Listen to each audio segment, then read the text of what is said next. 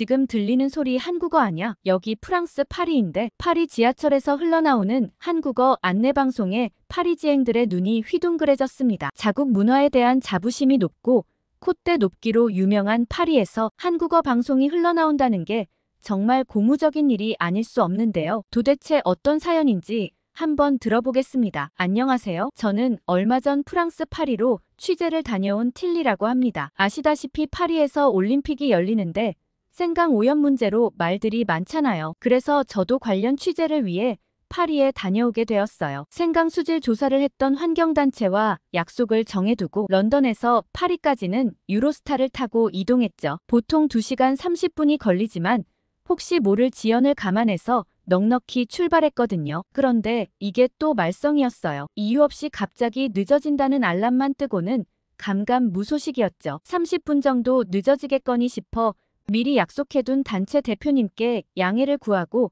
출발 시간만 기다렸습니다. 그날 제가 얼마나 늦은 줄 아세요? 무려 1시간 30분이나 늦게 출발했습니다. 다행히 환경단체 대표님 댁 근처에서 보기로 해서 망정이지 만약 입장 바꿔 생각해봤다면 정말 화가 날 일이었어요. 넉넉히 나왔는데도 불구하고 1시간 30분이나 출발이 지연되어서 파리에 도착해서는 정말 허겁지겁 인터뷰 장소로 갈 수밖에 없었습니다. 환경단체 대표님께선 파리에서도 워낙 비일비재하니 어쩔 수 없는 일 아니겠냐며 너그러이 이해해 주시더라고요. 파리나 런던이나 열차 지연이 워낙 많으니 시간에 맞춰 약속 장소에 간다는 건 참 쉽지 않은 일인 것 같아요. 이런 중요한 일이 있을 땐 차라리 비행기를 타는 게 나은 걸까 싶은 생각까지 들었습니다. 아무튼 마음 넓은 대표님 덕분에 인터뷰를 잘 마무리하고 지하철을 타고 숙소로 돌아가기로 했어요. 파리 지하철은 냄새가 정말 고약했지만 사실 런던도 거기에 비하면 할 말이 없다 싶었습니다. 늘 지하철 예산을 그렇게 많이 책정하면서도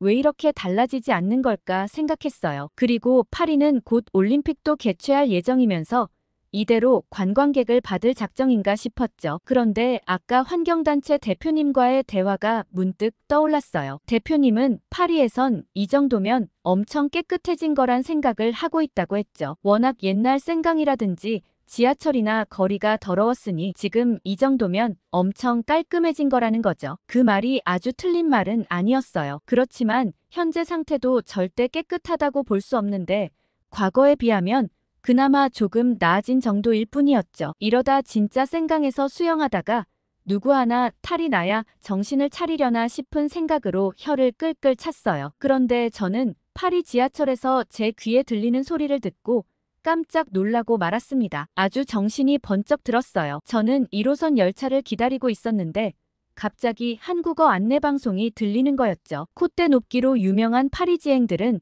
안내방송까지도 아무 언어나 넣어주는 곳이 아니거든요. 지금 파리에서 나오는 안내방송은 프랑스어와 영어, 독일어와 스페인어 그리고 일본어로 5개 국어가 나왔었어요. 그런데 뒤이어 한국어 방송이 나오다니 충격적이었습니다. 세계 제1의 관광도시 파리의 지하철역에서 한국어 안내방송이 나온다는 말은 그만큼 높아진 한국의 위상을 대변한다고 볼 수 있었어요. 저는 삐걱거리는 지하철 안에서 한국의 파워를 떠올려 보았어요. 처음에 한국 가수들의 노래나 드라마가 유행하기 시작했을 때 모두들 잠깐 반짝이는 거라며 다들 무시했었어요. 특히나 저희 같은 기자들이 더 심했죠. 그래서 초반엔 아예 한국에 대한 취재를 할 생각도 딱히 하지 않았습니다. 콧대 높은 유럽인들은 동양의 작은 나라에서 나오는 노래나 문화들을 무시하고 외면하려 했었죠. 그러나 대중들의 반응은 달랐어요. 한국 문화에 열광하며 점점 한국에 대한 관심이 높아지더니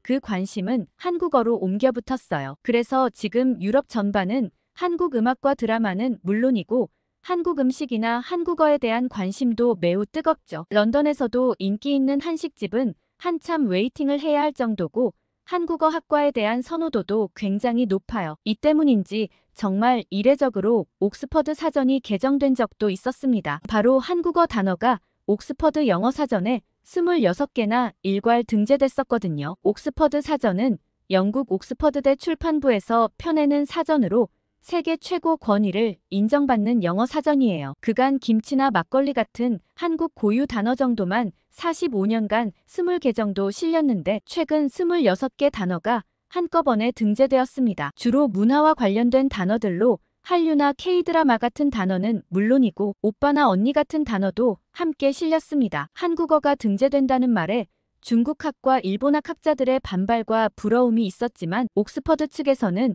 무조건 사용 빈도를 기준으로 단어를 등재하기 때문에 당연히 사람들이 많이 쓰는 한국어는 많이 등재할 수밖에 없다고 입장을 밝혀 유럽 사람들도 한국어의 유행에 대해 놀라고 말았죠. 한참 이런 생각을 하고 있을 때 숙소에 도착했고 저는 문득 한국 지하철에 대한 궁금증이 생겼습니다. 한국을 떠올리면 최첨단의 미래 도시 같은 모습이 떠오르는데 과연 한국 지하철은 어떤 곳일까 싶은 생각이 들었죠. 그 길로 저는 바로 한국 지하철에 대해 검색해보기 시작했어요. 그런데 인터넷에 올려져 있는 한국 지하철 얘기는 믿기지 않을 정도였어요. 지하철이 한 번도 늦은 적이 없다느니, 지하철을 타고 휴대폰을 할 수 있다느니 다 거짓말 같았죠. 그런데 여행 다녀온 사람들의 유튜브를 봤더니 그 말들이 모두 사실이더라고요. 그때 갑자기 제 머릿속에 엄청난 취재거리가 스쳐 지나갔습니다. 사실 얼마 전 한국의 한강과 파리의 생강을 비교해서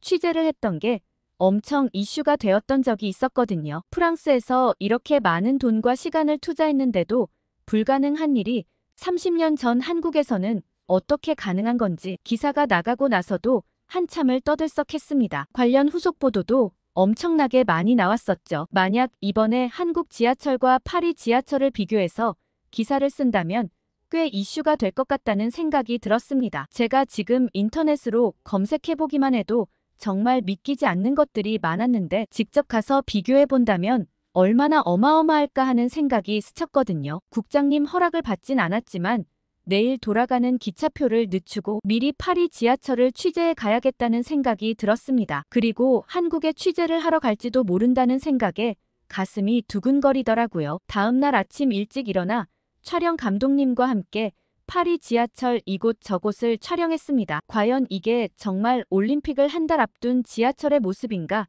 심히 걱정스러웠어요. 그리고 영무원과 인터뷰도 했죠. 영무원은 파리 지하철의 문제는 고질적인 문제라 솔직히 해결하기가 어렵다고 했습니다. 오래전에 지었기 때문에 여러 문제들이 많고 파리 사람들 자체도 불편하지만 그 불편함에 워낙 익숙해져 있기 때문에 새롭게 무언가 바꾸고 싶어 하지 않는다고 했어요. 그래서 아마 이 상태에서 더 발전하긴 어려울 거라는 말을 했죠. 그렇게 파리 촬영을 마무리한 후 유로스타를 타고 다시 런던으로 돌아왔습니다. 사무실에 돌아오자마자 국장님을 찾아갔어요. 국장님께 이번 파리 올림픽과 관련해서 한국으로 출장을 다녀오고 싶다고 얘기했습니다. 국장님은 파리 올림픽인데 무슨 한국을 다녀오냐고 고개를 갸웃거리셨죠. 그런데 저는 굴하지 않고 제 의견을 말씀드렸습니다. 준비해둔 한국 지하철 영상을 보여드리는 것은 물론이고 최근 한국 관련 키워드가 런던 전체적인 검색어에서 꽤 많은 비중을 차지하고 있다는 것도 말씀드렸죠. 그러자 국장님은 잠시 생각에 잠기신 듯 했어요. 사실 저희 같은 기자도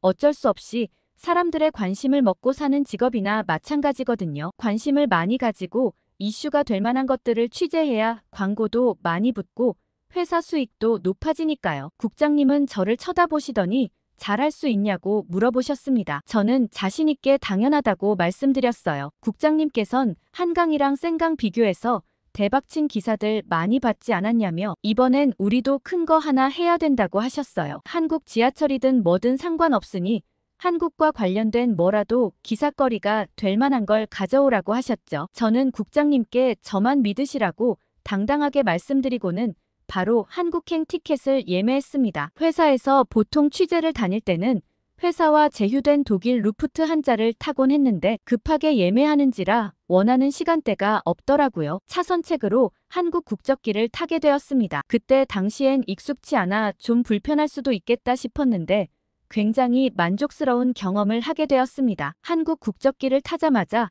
저는 깜짝 놀랐습니다. 여기가 무슨 드라마 촬영장 같은 느낌이 드는 거예요. 승무원들이 다들 정말 예쁘고 잘생겼더라고요. 동양인들은 키가 좀 작다고 생각했는데 아니 한국인들은 어쩜 이렇게 비율이 좋나요? 게다가 피부에서 반질반질 윤이 나더라고요. 한국 화장품이 그렇게 좋다더니 돌아오는 길에 몇 개 좀 사와야겠다 생각했죠. 그런데 제가 비행기에서 겪은 정말 충격적인 일은 그 다음이었어요. 제가 요새 워낙 야근을 많이 하고 밤늦게 뭘 많이 먹어서 살이 좀 쪘거든요. 그래서 기내에서만큼이라도 최대한 가벼운 음식을 먹으려고 스페셜 밀로 야채식을 주문했어요. 그런데 회사 측의 실수였는지 주문이 누락되어 스파게티가 나오더라고요. 승무원에게 이런 상황을 얘기했더니 사과를 2번이나 하시고 사무장까지 와서 사과하는 게 아니겠어요? 오히려 제가 죄송할 지경이지 뭐예요. 친절함을 넘어서는 수준이었죠. 오렌지 주스 한 잔 달라고 해도 한참 기다리는 일이 일상인 외국 승무원만 보다가 밥 잘못 나온 걸로 대역죄인처럼 사과하시는 승무원분들의 친절에 깜짝 놀랐어요. 그래서 괜찮다고 한 끼 정도 아무거나 먹어도 된다고 하니 사무장님이 정말 조심스럽게 한 가지 제안하시더라고요. 한식 비빔밥이 여분으로 준비되어 있는데 야채식과 비슷하게 나물이 많고 밥을 좀 덜어 드시면 칼로리 조절이 될 것 같은데 어떠시겠냐고 하셨어요. 스파게티보다는 가벼운 음식이고 외국 손님들도 만족스러워 하시는 음식이라 조심스럽게 제안해본다고 하시면서요. 저는 정말 아무거나 먹어도 괜찮았는데 너무 죄송스러워 하시길래 좋다고 뭐든 주시면 감사히 먹겠다고 했죠. 한식을 먹어볼 기회가 잘 없었는데 한식이 소화도 잘 되고 아주 건강한 음식이라는 얘기는 많이 들어서 한번 먹어보고 싶기도 했거든요. 그런데 저는 비빔밥을 받아보자마자 오마이갓을 외칠 수밖에 없었어요. 정말 먹음직스러운 색깔과 고소한 냄새에 갑자기 배가 고파지는 기분이 들더라고요. 저를 담당하는 승무원은 제가 불편한 게 없는지 계속 와서 확인하시며 음식을 다 함께 섞어 먹는 게 비빔밥이라며 알려주더라고요. 사무장님 말대로 정말 다이어트 음식인데 영양까지 다 갖춘 듯 했어요. 고소하고 맛있었죠. 한참을 먹다가 옆에 같이 나온 고추장 튜브를 째려봤어요. 처음엔 이것까지 먹는 건 내게 너무 큰 도전이야 생각하며 애써 못 본 척 했어요. 그치만 고추장 없이 비벼도 충분히 맛있었는데 소스를 추가하면 더 맛있는 거 아닐까 싶더라고요. 기왕 한국 음식을 먹는 거 제대로 먹어야 하지 않겠어요? 저는 큰맘 먹고 콩알만큼 고추장을 짜서 살짝 먹어보았어요. 혀 끝에 닿는 매운맛에 혀가 얼얼하더라고요. 그렇지만 달콤하고 오묘한 맛에 계속 콕콕 찍어 먹게 되는 마법 소스였어요. 그대로 비빔밥에 쭉 짜서 비벼 먹었죠. 밥을 덜어내서 그런가 고추장 양이 많았는지 좀 매웠지만 혀에 부채질해가며 한 그릇을 뚝딱 했어요. 정말 맛있더라고요. 오히려 야채식이 안 나온 게 다행이다 싶었죠. 승무원과 사무장님은 제가 불편한 게 없나 계속 확인하러 오시길래 오히려 더 잘 먹었다고 정말 맛있었으니 이제 걱정 마시고 안 오셔도 된다고 손사래를 쳤죠. 이제껏 한 번도 경험하지 못한 기내 서비스였어요. 그리고 저는 한국에 대한 기대감이 점점 더 커졌습니다. 감독님과 먼저 어느 역을 가볼까 의논해봤고 아무래도 관광객이나 현지인들의 이용 빈도가 많은 서울역과 서울 시민들의 이용 빈도가 높은 강남역을 취재해보기로 했습니다. 감독님과 공항철도를 타고 서울역에 내리자마자 저는 공항철도를 타려는 사람들을 보고 깜짝 놀라고 말았습니다. 공항철도에 탑승하기 전 이미 탑승 수속과 출국 심사를 다 끝낼 수 있었던 거예요. 보통 공항에 도착하고 나서야 탑승 수속과 출국 심사를 할 수 있는데 한국에선 공항 철도를 탈 때 미리 얼리 체크인과 출국 심사를 마무리할 수 있었던 거죠. 이런 시스템이 갖춰져 있다면 인천공항 출국장에서 빠르게 이동이 가능하기 때문에 출국장의 혼잡도를 낮추고 공항 이용객이 굉장히 편리하게 사용할 수 있다는 생각이 들었습니다. 나중에 저도 꼭 해보고 싶은 시스템이었어요. 제가 그간 기자로 이곳저곳 많이 다녀봤지만 이런 편의를 제공하는 곳은 아무데도 없었거든요. 한국은 이미 공항 철도에서부터 다른 나라와의 압도적인 차이점을 보여준다는 생각이 들었습니다. 그렇게 저희는 공항 철도에서 서울역 지하철 역사로 가기 전 또 한 번 압도적인 한국 인프라에 놀라고 말았어요. KTX 서울역이 정말 체계적으로 굴러가고 있었기 때문이죠. 더욱 충격적인 건 따로 있었어요. 플랫폼에 기차를 안내하는 시간을 보면서 저는 늦는다는 말이 하나도 없다는 게 놀라웠어요. 제가 유로스타를 탈 때나 그 외에 유럽에서 기차를 탈 때는 늦는 일이 비일비재하거든요. 오히려 정시에 출발하는 게 잘 없는 일이라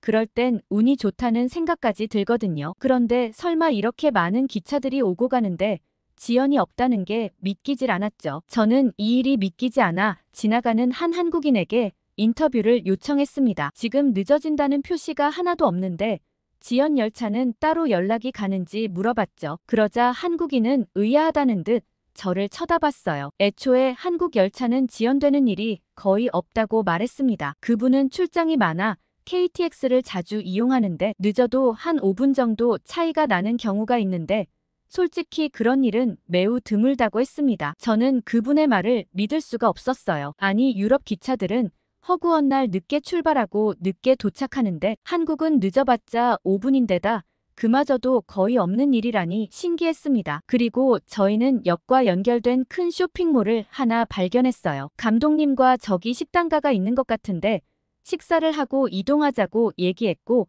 감독님도 좋다고 하셨죠. 에스컬레이터를 따라 올라가는데 순간 저는 길을 잃을 뻔했습니다. 식당가의 규모가 정말 어마어마했거든요. 거기엔 온갖 종류의 음식들이 가득 있었어요. 작은 규모의 스낵 코너를 생각했는데 커넥트 플레이스라 되어 있는 곳에는 세계 여러 나라 음식들이 가득할 뿐만 아니라 휴식 코너에 카페까지 마련되어 있었어요. 게다가 세련된 인테리어에 식당을 들르러 일부러 올만하겠다는 생각까지 들었죠. 저는 비빔밥을 발견하고는 또 비빔밥을 먹으려는 찰나 감독님께서 이거 한번 먹어보자고 하셨어요. 감독님이 고른 음식은 순두부라고 되어 있었습니다. 영국에서 두부는 딱딱한 식감인데 그걸로 뭘 어떻게 만든 걸까 호기심에 저희는 두부를 시켰고 감독님은 하얀색, 저는 빨간색으로 골랐어요. 한국에 왔다면 매운맛을 먹어봐야지라는 생각이 마음속에 있었거든요. 순두부가 나오자마자 저희는 순두부의 모습을 보고 깜짝 놀랐습니다. 두부가 이렇게 몽글몽글하고 흐물흐물할 수 있다는 게 놀라웠거든요. 국물에 사르르 흩어지는 모습이 신기했어요. 보통의 영국 두부와는 차원이 달랐죠. 그리고 저는 제가 시킨 스파이시 두부를 보고 땀을 잔뜩 흘릴 수밖에 없었습니다. 꽤나 매워 보였는데 심지어 밑에 불이 없는데도 보글보글 끓고 있었기 때문이죠. 나중에 알게 된 사실이지만 한국에서는 뚝배기라는 그릇으로 음식을 오래 따뜻하게 유지할 수 있다고 해요. 유럽에서는 저렇게 음식을 뜨겁게 먹지 않아 저에겐 굉장히 낯선 모습이었습니다. 부글거리는 모습이 마치 용암 같기도 했거든요. 그렇지만 주변 한국인들은 모두 다 부글거리는 뜨거운 찌개를 아무렇지 않게 먹는 모습을 보고 놀라웠어요. 저도 용기 내서 한 입 먹어봤는데 깜짝 놀라고 말았어요. 입천장이 다 데일 뻔했죠. 그런데 뜨거운 국물이 목을 넘어갈 때의 개운한 느낌과 순두부의 부드러운 맛이 어우러져 계속 손이 갔습니다. 감독님은 이 음식은 진짜 건강한 음식이라며 극찬을 했어요. 사실 유럽 음식들은 샐러드를 제외하고는 보통 다 튀기거나 기름이 많은 음식들이 대부분인데 이런 음식을 매일 먹는 한국 사람들은 정말 건강할 거란 생각이 들었습니다. 그렇게 저희는 맛있는 순두부찌개로 식사를 마무리하고 서울역 지하철 내부로 이동했어요. 그런데 저는 지하철 역사에 어떤 물건을 보고 깜짝 놀라고 말았어요. 다른 외국인 관광객들도 모두 주춤거리고 있었죠. 아니, 공항에서나 볼 수 있는 수화물 컨베이어 벨트가 있는 거 아니겠어요? 다들 어떻게 사용할지 몰라 머뭇거리고 있는데 한 한국인이 자신의 캐리어를 벨트에 눕혀두고 계단으로 걸어 내려가는 장면을 보았습니다. 그리고 그 사람은 계단 아래서 아주 편리하게 캐리어를 다시 받아 외국인 관광객들을 향해 웃어 보였습니다. 아마 모두 사용하는 법을 몰라 우왕좌왕하고 있으니 직접 보여준 듯 했어요. 이렇게 편리한 기계가 있다는 게 놀라운 데다가 친절하게 알려준 한국 사람들에게 모두 박수를 보냈습니다. 여행을 다닐 때 늘 캐리어로 다니다 보면 이런 계단을 다니기가 참 번거로운데 한국은 여행자들을 배려해서 이런 컨베이어 벨트를 설치했다는 것이 충격적이었습니다. 이런 사소한 배려가 그 나라에 대한 기억을 더 아름답게 하는 거 아닐까 하는 생각이 들었죠. 한국은 이런 뛰어난 기술력을 일반 시민들이나 관광객을 위해 사용하다니 멋진 나라라는 생각이 들었습니다. 그런데 저는 지하철 에스컬레이터를 보고 제 눈을 의심했습니다. 에스컬레이터가 움직이지 않고 그냥 멈춰 있었던 거죠. 주변을 둘러봐도 설비팀이 오지 않는 것 같아 보였어요. 사람들이 없어서 다행이지 얼른 고장났다는 걸 알려줘야겠다 생각하고는 영무원을 부르려던 차에 저는 어떤 광경을 보고 두 눈이 휘둥그레졌습니다. 사람이 다가오자 에스컬레이터가 다시 작동하는 거 아니겠어요? 어쩜 이렇게 효율적으로 만들 수 있는 걸까 신기했습니다. 런던이나 파리에는 일단 에스컬레이터 자체가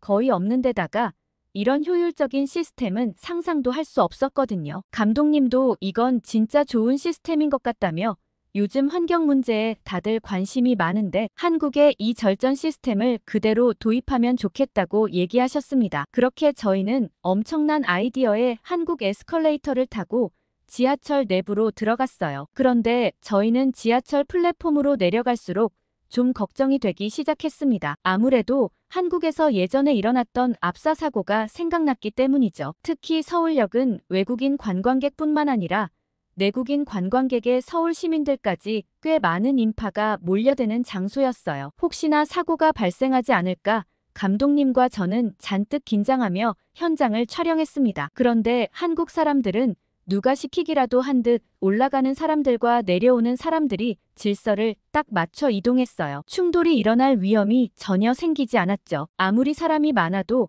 다들 앞 사람과 일정 거리를 유지한 채 방향을 맞춰 움직였기 때문에 아무런 문제가 생기지 않았습니다. 그런데 갑자기 어떤 사람이 발을 헛디뎌 주춤거리다 앞으로 넘어지고 말았어요. 저는 혹시나 그 사람이 밟힐까 노심초사했죠. 그런데 갑자기 어느 청년이 잠시만요 하고 크게 외쳤습니다. 그 청년의 말을 듣고 모두들 두리번거리며 가던 길을 멈췄고 그 청년은 넘어진 사람을 일으켜 세워주었어요. 덕분에 그 사람은 안전하게 일어나서 가던 길을 갈 수 있었죠. 저는 이게 만약 영국이나 프랑스에서 일어난 일이면 어땠을까 생각해 보았습니다. 아마 절대로 이렇게 쉽게 넘어갈 리가 없다는 생각이 들었습니다. 아마 더 큰 사고로 이어졌을 텐데 한국 사람들의 배려가 빛나는 순간이었어요. 그렇게 감독님과 저는 강남역으로 이동했습니다. 사당역에서 2호선으로 갈아타야 했고 저는 환승하러 위로 나가야 한다고 생각했는데 위로 나가니 출구가 보였습니다. 그런데 뭔가 잘못된 기분이 들어 한참을 두리번거리고 있는데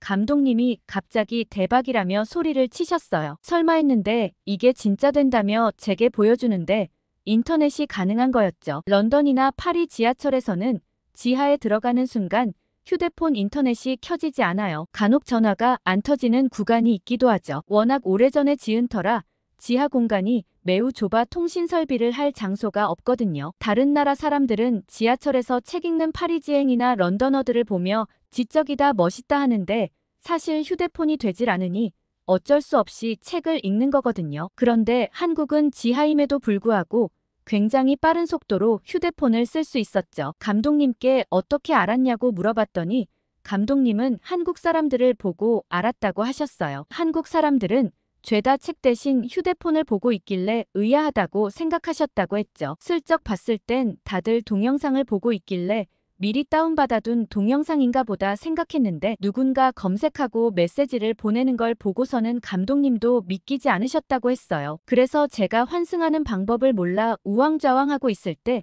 설마 하고 해봤는데 가능했다고 하셨죠. 심지어 와이파이도 엄청 빵빵하게 터지고 있어 무료 인터넷도 마음껏 쓸 수 있다고 하셨습니다. 한국에 오면 따로 데이터를 신청하지 않아도 충분히 여행을 다닐 수 있겠다는 생각이 들 정도였죠. 보통 외국에 가면 유심을 신청하거나 로밍을 해가는데도 불구하고 너무 느려 답답한 경우가 있거든요. 사실 그럴 땐 어쩔 수 없다고 생각하고 말거든요. 그런데 한국에선 데이터 없이도 이렇게 빠른 인터넷을 누릴 수 있다니 정말 IT 강국답다는 생각이 들었습니다. 그러고선 감독님이 그만 감탄하고 다시 내려가면 환승이 가능하다고 하셨어요. 저는 감독님이 장난치는 줄 알았죠. 역 내에서 환승이 되는 게 말이 되냐고 했거든요. 그러자 감독님은 역 내에서 다 된다고 얼른 따라오라며 먼저 내려가시더라고요. 감독님을 따라 내려갔더니 표지판이 잘 되어 있었고 저희가 미처 보지 못했던 거였어요. 저희는 늘 밖으로 아예 나간 다음 새로운 역을 찾아 환승하는 게 익숙했던 터라 역 안에서 환승이 가능하다는 생각 자체를 못했거든요. 한국에선 이렇게 역 내에서 환승하는 게 굉장히 익숙한 일인 것처럼 보였습니다. 과연 편리한 시스템이라는 생각이 들었어요. 이렇게 역 내에서 환승이 된다면 일반 승객은 물론이거니와 유아와 함께 타는 손님들이나 연세 있으신 분들 그리고 몸이 불편하신 분들은 정말 편할 것 같다는 생각이 들었거든요. 사실 이런 게 복지 아니겠어요? 거창하게 돈을 많이 쓰거나 어떤 정책을 만드는 것도 물론 의미가 있겠지만 생활 속에서 가장 밀착해서 그 사람들이 편하게 다닐 수 있도록 도와주는 게 가장 큰 복지라는 생각이 들었습니다. 그런 측면에서 보자면 한국은 정말 놀라운 나라임에 틀림없었죠. 그렇게 저희는 강남역으로 이동했고 역시나 질서정연한 사람들의 모습에 감탄스러웠어요. 감독님께 솔직히 사건 사고가 나면 더 이슈될 만한 게 있겠지만 한국에선 그럴 일이 아예 없을 것 같다고 얘기했죠. 그런데 감독님이 갑자기 우리가 미처 놓친 게 한 가지 있다고 하셨어요. 저는 꼼꼼히 취재 준비를 해왔는데 뭘 놓쳤나 싶었죠. 감독님은 냄새가 안 나는 거 몰랐냐고 하시더라고요. 그제서야 저는 감독님 말을 이해했습니다. 생각해보니 한국 지하철에서는 전혀 냄새가 나지 않았어요. 보통 런던이나 파리 지하철은 곳곳에 오래 묵은 안 좋은 냄새가 나곤 하는데 한국에선 전혀 그런 일이 없었죠. 바깥 공기와 별 다를 바가 없어서 그런가 눈치도 못 채고 있었습니다. 감독님은 이게 도대체 어떻게 가능한 일이냐고 생각하셨죠. 지하철이라는 건 세 나라 모두 같은데 어떻게 한국에서만 아무 냄새가 나지 않을 수 있냐고 말이죠. 환기 시스템이 뛰어난 걸까 둘이서 생각하고 있는데 바닥을 보고서야 그 이유를 깨달았습니다. 지하철에는 휴지통이 하나 놓여져 있었는데 그 때문인지 지하철에 쓰레기가 하나도 보이지 않았어요. 예전에 미국에 갔을 땐 미국 선로에도 쓰레기를 던지는 사람들을 봤던 적이 있는데 한국에선 모두 쓰레기통에 쓰레기를 잘 넣는 걸 볼 수 있었죠. 심지어 쓰레기통이 너무 멀다고 느낀 사람들은 도로 자기 가방이나 주머니에 쓰레기를 넣기도 했습니다. 이런 시민의식은 어디서 나오는 걸까 감탄스러웠습니다. 왜 한국이 이렇게 폭발적으로 성장할 수밖에 없었는지 이해할 수밖에 없었죠. 그리고 이번 한국 지하철에 대한 기사를 보도하면 런던 사람들의 폭발적인 관심을 이끌 거란 예감이 들었어요. 촬영 감독님도 덩달아 신나서 제가 요구하지도 않은 추가 촬영도 열심히 하셨죠. 그렇게 저는 기분 좋은 취재를 마무리하고 다시 런던으로 돌아왔습니다. 기사 초고를 마무리하고 국장님께 보냈고 국장님이 따로 부르셨죠. 고칠 게 하나도 없다고 이대로 다듬어서 내보내라는 극찬이 있으셨습니다. 그리곤 국장님도 너무 흥미롭게 읽었다고 하시고는 한국에 더 재밌는 거리가 없냐고 언제든 또 다녀와도 좋다고 하셨죠. 제가 이제껏 들어본 칭찬 중 최고의 칭찬이었습니다. 이제 저는 오늘 밤 마무리 작업만 하면 긴 야근은 끝이 날 것 같아요. 그때 먹었던 매콤한 순두부찌개가 생각나는 밤이네요. 그럼 이만 메일을 줄일게요. 오늘 런던 기자 틸리 씨의 사연 어떻게 들으셨나요? 저는 이젠 영국이나 프랑스도 한국을 따라오려 안간힘을 쓰고 있다는 게 인상적이었는데 시청하신 분들의 의견도 궁금하네요. 댓글 많이 달아주세요. 다음에 더 인상적인 사연으로 돌아오겠습니다. 여러분의 사연 제작소 감동필름이었습니다.